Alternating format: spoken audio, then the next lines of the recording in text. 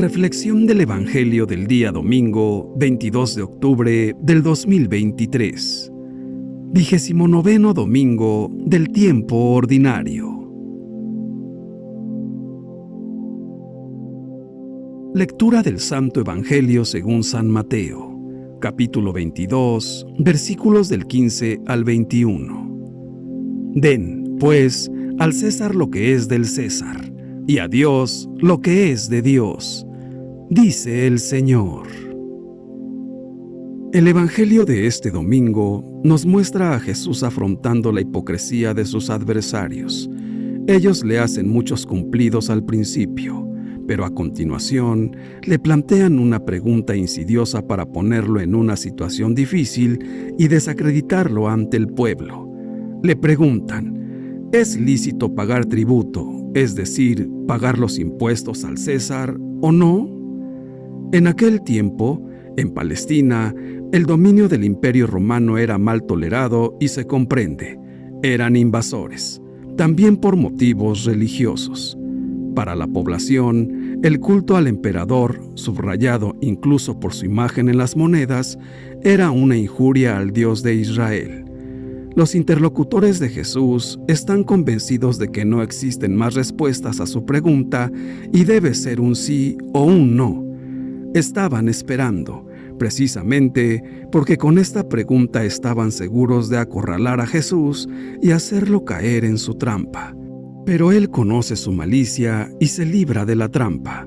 Les pide que le muestren la moneda del tributo, la moneda de los impuestos. La toma en sus manos y pregunta de quién es la imagen impresa. Ellos responden que es del César, es decir, del emperador. Entonces Jesús replica: pues denle al César lo que es del César, y a Dios lo que es de Dios. Y con esta respuesta, Jesús se sitúa por encima de la polémica. Jesús siempre va más allá.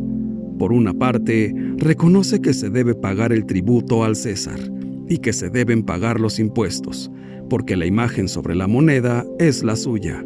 Pero, sobre todo, recuerda que cada persona lleva en sí otra imagen, la de Dios. La imagen de Dios la llevamos en el corazón, en el alma, y por tanto es a Él, y solo a Él, a quien cada uno debe la propia existencia, la propia vida. En esta sentencia de Jesús, no solo se encuentra el criterio para la distinción entre la esfera política y la religiosa, sino que de ella también emergen orientaciones claras para la misión de los creyentes de todos los tiempos, incluidos nosotros hoy. Pagar los impuestos es un deber de los ciudadanos, así como cumplir las leyes justas del Estado. Al mismo tiempo, es necesario afirmar la primacía de Dios en la vida humana y en la historia, respetando el derecho de Dios sobre todo lo que le pertenece. De aquí deriva la misión de la Iglesia y de los cristianos católicos: hablar de Dios y testimoniarlo a los hombres y a las mujeres del propio tiempo. Cada uno de nosotros, por el bautismo, está llamado a ser presencia viva en la sociedad, animándola con el Evangelio y con la savia vital del Espíritu Santo. Se trata de esforzarse con humildad y con valor, dando la propia contribución a la edificación de la civilización del amor, en la que reinan la justicia y la fraternidad. Nosotros debemos discernir, en las circunstancias diversas que se nos presentan, entre cuál es la voluntad de Dios y cuál es la voluntad de los hombres. Discernir qué es de Dios y qué es de los hombres, qué debemos dar a Dios y qué debemos dar a los hombres. El Espíritu Santo nos ilumina y nos da la gracia para hacer ambas cosas. Es importante cumplir las reglas impuestas por las autoridades que gobiernan las ciudades, para cumplir de manera virtuosa con el orden en lo ordinario, siempre y cuando esas reglas no sean contrarias a la ley de Dios y nuestros actos sean de acuerdo a la voluntad de Dios. Para eso es el discernimiento. Por lo tanto, acudamos a la oración, escuchemos la voz de Dios y hagamos lo que Él nos diga. Todo discernimiento bien hecho le da paz a nuestro corazón, sabiendo que estamos cumpliendo con nuestro deber civil y con nuestro deber moral, de acuerdo a nuestra fe y a nuestra obligación como cristianos católicos, y como ciudadanos de las civilizaciones del mundo y del reino de Dios, que se construye en este mundo como un camino para llegar a Dios, camino de perfección, haciendo siempre y en todo la voluntad de Dios, poniendo siempre la caridad por encima de la eficacia, sin procurar un bien personal, sino el bien del prójimo y de toda la comunidad. Eso es ser misionero de misericordia, de justicia, de amor y de paz.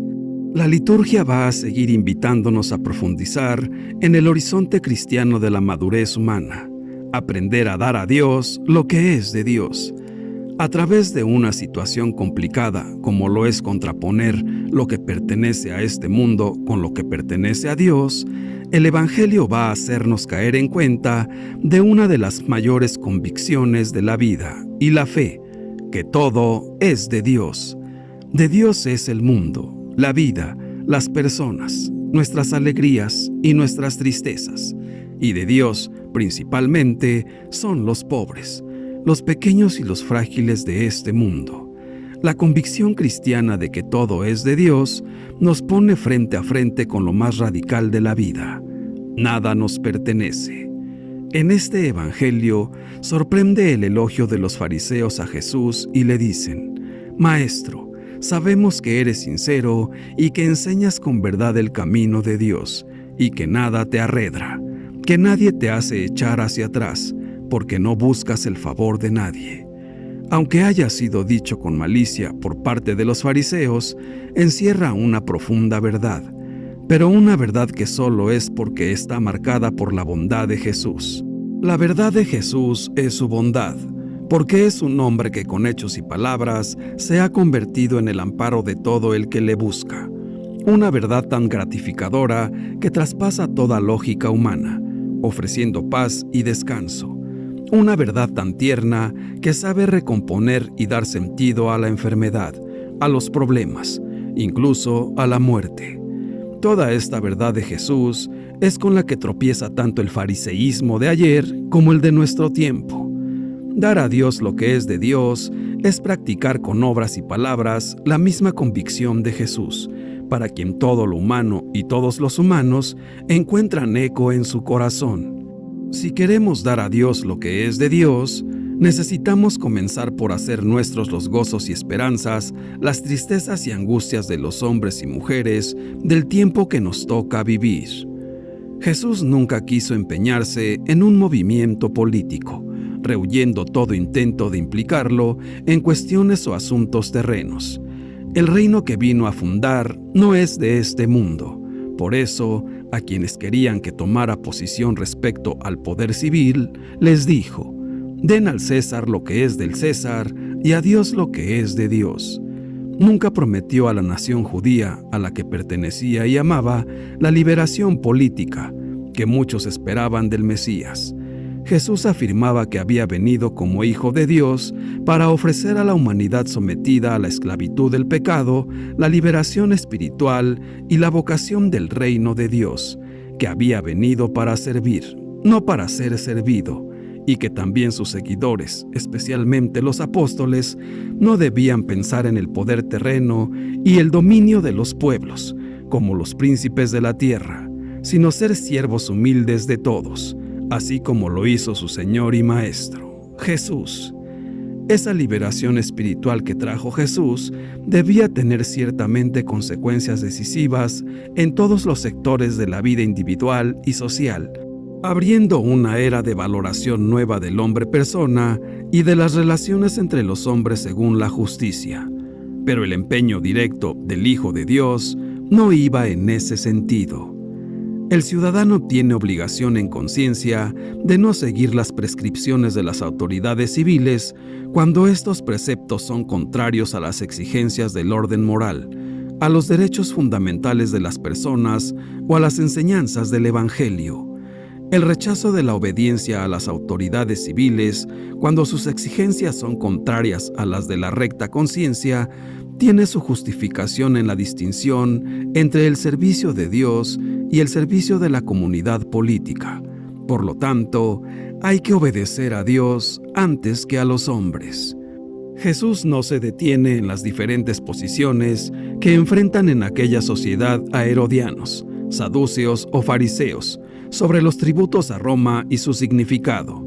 Si llevan la moneda del tributo en sus bolsas, que cumplan sus obligaciones. Pero Él no viene al servicio del imperio de Roma, sino abriendo caminos al reino de Dios y su justicia. Por eso les dice contundentemente: denle a Dios lo que es de Dios. Es decir, no den a ningún César lo que solo es de Dios, la vida de sus hijos.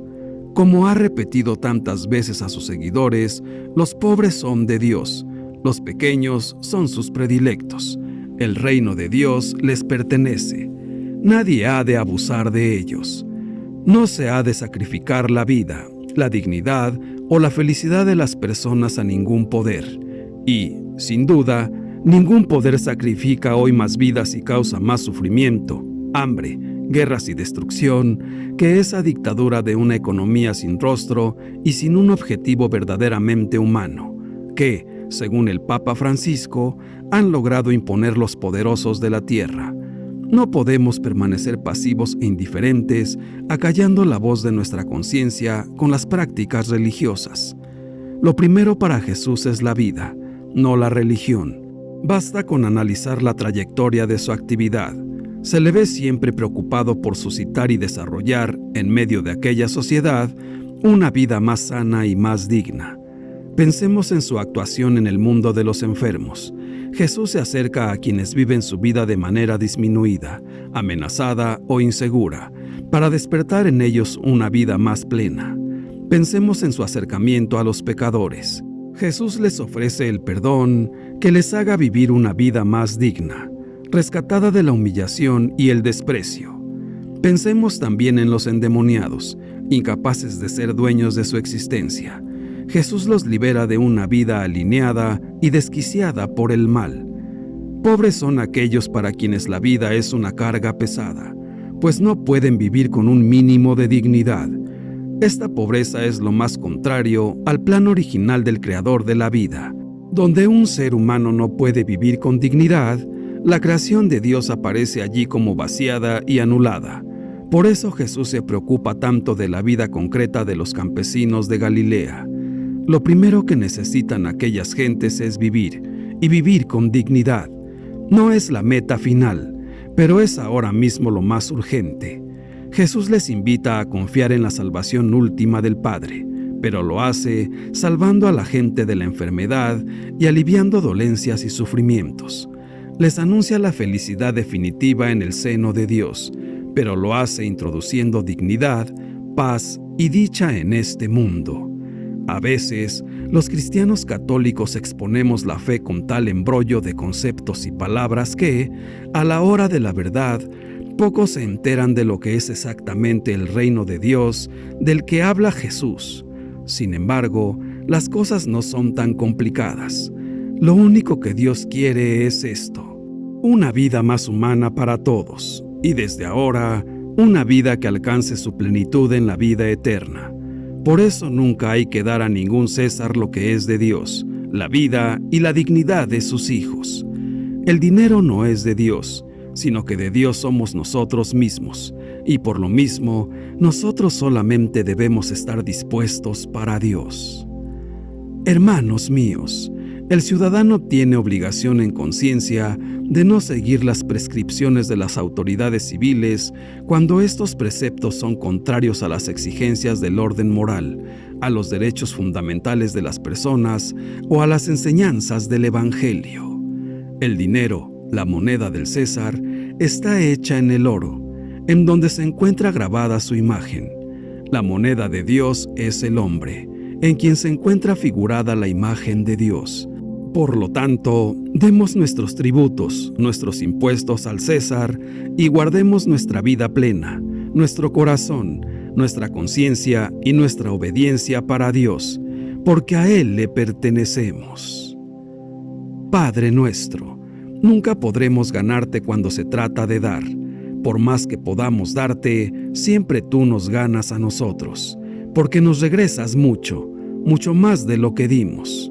Padre, nos enseñaste que se puede dar sin amor, pero no se puede amar sin dar. Si nosotros damos, no es porque tenemos, más bien tenemos porque damos. Gracias por enseñarnos a darnos a nosotros mismos, siempre sirviendo a los demás. Ven, Todopoderosísimo Espíritu Santo, tú que nos aclaras todo e iluminas nuestros caminos para que cada uno cumplamos con nuestra misión, que nos llenas y regalas tu amor misericordioso, te pedimos hoy que nos ayudes a ser dignos portadores de ese mismo amor para llevarlo y compartirlo con otros que necesitan sentirse amados. Hoy que vivimos este encuentro de amor, abre nuestra mente y corazón para que aprendamos a amarte en nuestros hermanos. Señor Jesús, gracias por recordarnos que lo más importante es amarte en los demás. El mantener una relación personal contigo en la oración debe ser la prioridad de nuestra vida. Creemos en ti, esperamos en ti y te amamos. Ilumina nuestra oración para que tu amor nos transforme. Queremos sentirnos cada día fortalecidos con tu presencia, acompañados por tu palabra y guiados por tu Espíritu, para que nuestros caminos sean siempre y en cada momento tus caminos, aquellos que nos llevan a la salvación. Santísima Virgen María, llena de gracia, haznos auténticos y coherentes como tú, porque sólo así podremos transparentar a Cristo allí donde estemos y con quien nos encontremos. Ayúdanos a huir de cualquier hipocresía y a ser cristianos católicos honestos y constructivos. Ayúdanos a ser verdaderos discípulos de Cristo, tu Hijo amado, para que cumplamos con la misión de testimoniar a Dios como el centro y el sentido de nuestra vida, porque solo a Él le pertenece. Dios te salve María. Gloria al Padre, y al Hijo, y al Espíritu Santo, por los siglos de los siglos. Amén. Que Dios nos bendiga a todos. Amén.